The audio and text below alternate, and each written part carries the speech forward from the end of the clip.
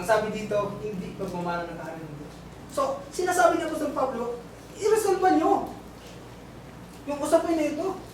Dahil ang ipinapangaral ko, ang lunduan ng 1 Corinthians chapter 1, 1 Corinthians chapter 1 hanggang 15, ay pag-ibig.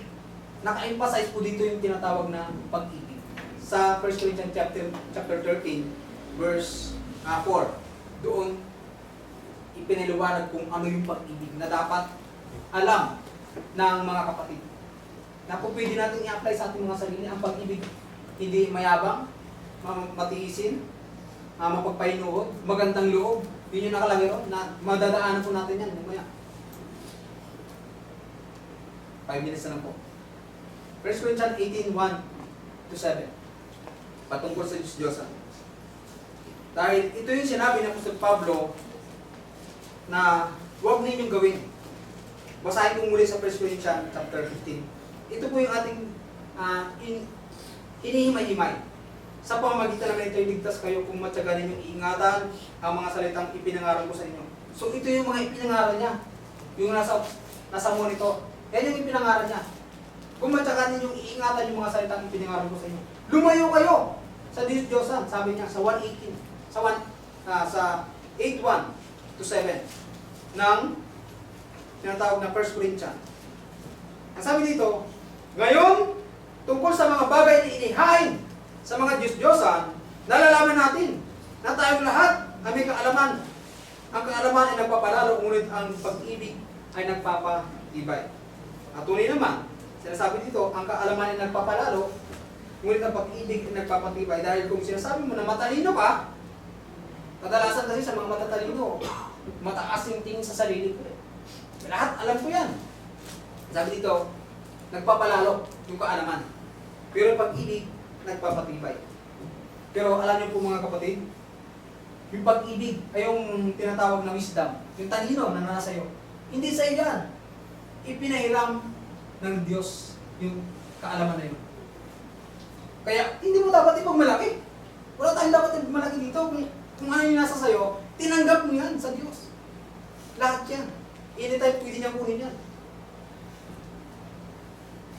Kaya nga sinabi ng Apostol Pablo dito, ang kaalaman ay nagpapalalo. Ngunit ang pag-ibig ay nagpapatibay. Ang sabi dito sa 2, kung ang sino man ay nag-aakala na siya may nalalamang anuman, o so yung sabi mo na matalino ka, ay wala pang nalalaman na gaya ng nararapat niyang maalaman. So wala yan, useless yan sa Diyos. Sabi sa 3, datapat kung ang sino man ay umibig sa Diyos, ay kilala niya ang gayon. Tungkol sa pagkain, sa mga bagay na inihain sa mga Diyos-Diyosan, nalalaman natin na ang Diyos-Diyosan ay walang kabuluhan sa sanglibutan at walang Diyos liban sa isa. So, wala tayong tinitirang anumang sekta patungkol sa Diyos-Diyosan. Kasi po, lagi nila sinasabi kung pagdating sa Diyos-Diyosan, ang sinasabi nila yung Katolisismo. Hindi po Katolisismo pinapatungkulan dito. Ang sinasabi na Apostol Pablo dito, dahil noong panahon pa nila Moises at ni Aaron, gumawa na ng Diyos-Diyosan. Ang pagkakalam ko po, ang Katolisismo ay 1553.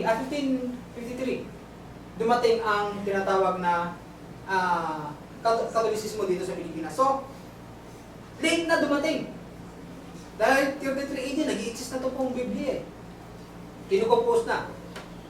So, hindi po Katolisismo ang pinapatungkulan dito. Ang sinasabi dito ni Apostol Pablo, yung mga Diyos-Diyosan noong unang panahon pa. Kaya wala tayong tinitirang sekta sa kasalukuyan. Ang sabi dito, tungkol sa pagkain ng mga bagay na inihain sa mga Diyos-Diyosan, nalalaman natin na ang Diyos-Diyosan ay walang kabuluhan. Tunay naman. Kasi, ang sabi sa Psalms, or doon sa Revelation 9:27, may mata, hindi nakakita, may ilong, hindi naman huminga, may kamay, hindi naman gumagalaw, may paa, hindi naman nakalalakad. So, tunay yung sinabi ng Apostol Pablo, walang kabuluhan. So, bakit pa tayo sasamba? Bakit pa natin paniniwalaan itong bagay na ito? Tandaan natin yung iglesia, walang ibang iglesia kundi yung tinayo lang ng ating Panginoon si Kristo sa Matthew 16:19. Ang sabi ng ating Panginoon si Kristo, sa batong ito, itatayo ko ang aming iglesia. Wala nang ibang iglesia, kundi ito lang.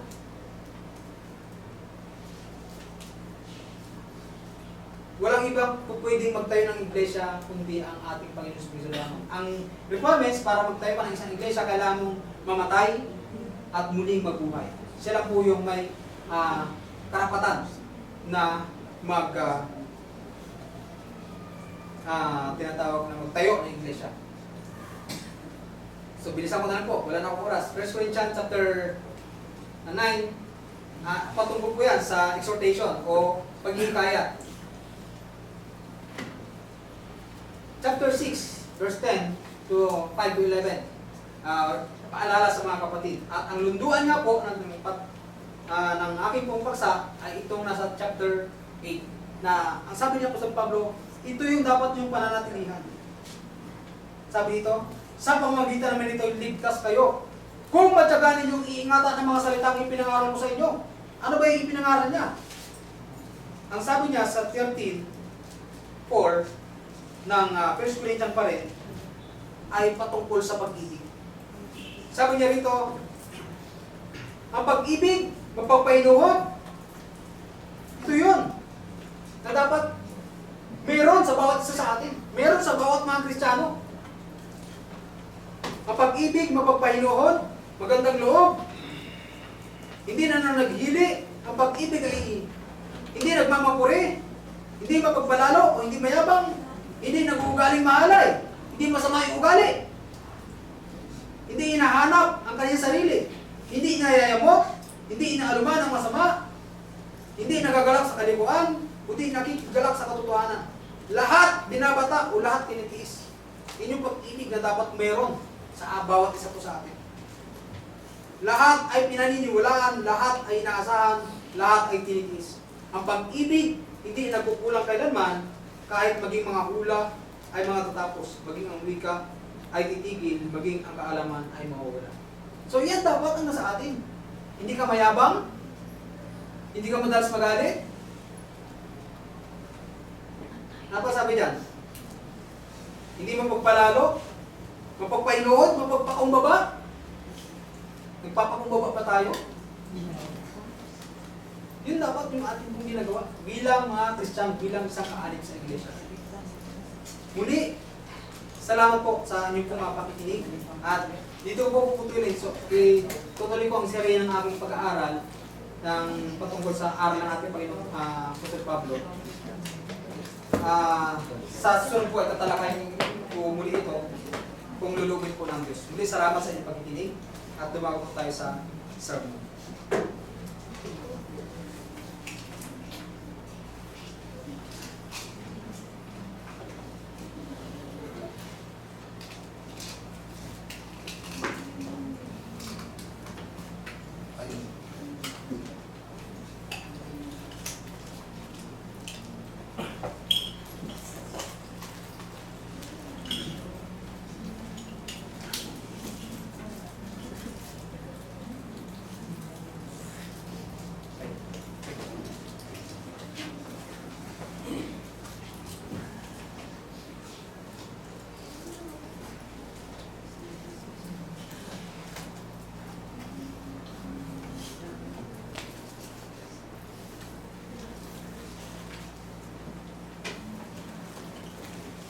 Salamat po sa ato at araw namin sa Jane Travel. Kawin tayo dumako sa sir, tayo marunong sa within po sa New na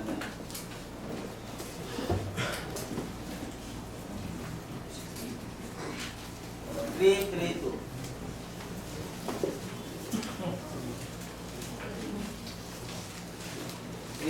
po.